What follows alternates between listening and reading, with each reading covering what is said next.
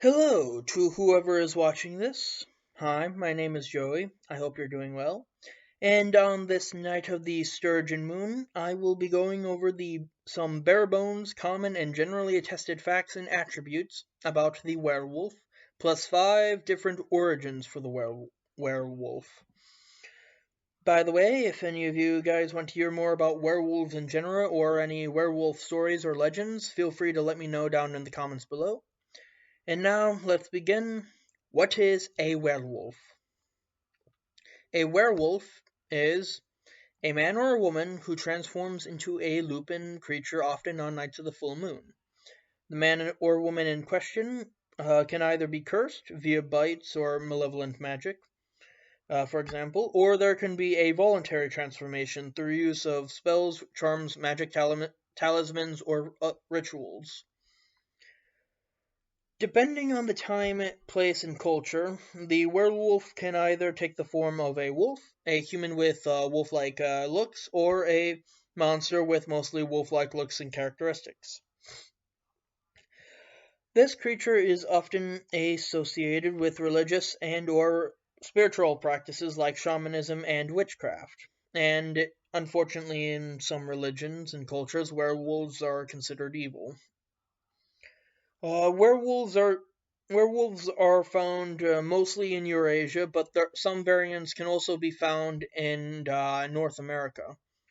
So places in on the Eurasian landmass can include Scandinavia, the Baltic, the Balkans, the British Isles, Germany, Western and Central Asia, uh, and Fran- actually, and possibly France as well. And in North America, the variants in question can be found, I believe, in the American Southwest.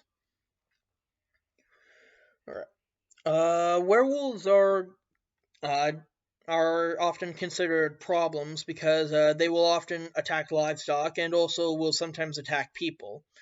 Also, many people accused of lycanthropy, of being a werewolf, are also often accused of witchcraft. So there is that. Uh, in the case where lycanthropy is a curse, werewolves may be able to transfer their curse via bite.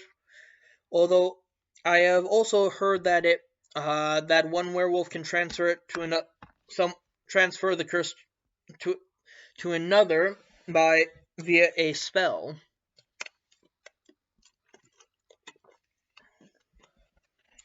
Sorry about that. In some cultures, werewolves can be benevolent or neutral, as well as malevolent. As now in later centuries, werewolves have become vulnerable to silver weapons, and in some cases, I might they might be cured via an exorcism. That I'm not 100% certain about. And finally, in pop culture today, werewolves have become the enemies of vampires. Werewolves are better. Uh, well, here's something to note, though. The term werewolf actually has its origins in the uh, Old English term werewolf. I hope I pronounced that right. And it basically means man-wolf, and it was used to refer to outlaws. Now, the basic summary about outlaws is that in Anglo-Saxon England, when you became an outlaw, it basically meant that your life and property were forfeit, and that anyone could kill you without legal repercussions. So yeah, that's not fun. Now the origin. So we have here. I'm gonna discuss next about 5 different origins for werewolves. So first up, we have the Greek origin. So as you've noticed, another term for werewolf is lycanthrope. There's a reason for that. So, in ancient Greece, there was a Greek king named Lycon, and he ruled over Arcadia. And one day, Zeus in disguise came to his hall, and the King Lycon fed the god human flesh. Now, since human sacrifice was generally frowned upon by the Olympian pantheon, except for one or two cases, Zeus was not happy, and one could also argue that this was a partial violation of guest right, I suppose. Uh, so basically, Zeus was not happy, and so he killed Lycan's sons and turned him into a wolf. I think one of the Artemis was one of the Olympian deities who sanctioned human sacrifice, but I'm not sure. Now, in North America, among among the in the American Southwest, for example, among the Navajo, there is folk. There's there are legends about malicious witches or shamans, who through use of enchanted pelts of enchanted skins of animals, of carnivorous animals, or through the use of dubious rituals, might be they can transform into those animals, uh, and they are very mysterious, as most tribesmen do not discuss them with outsiders. Their names are not spoken, as it is considered taboo to do so. But yes, those are I consider them variants on werewolf of variants on werewolves, because one of the animals that these malicious shamans can turn into are wolves. Although they can do, as far as I know, they can do pretty much any animal if they have skin. So,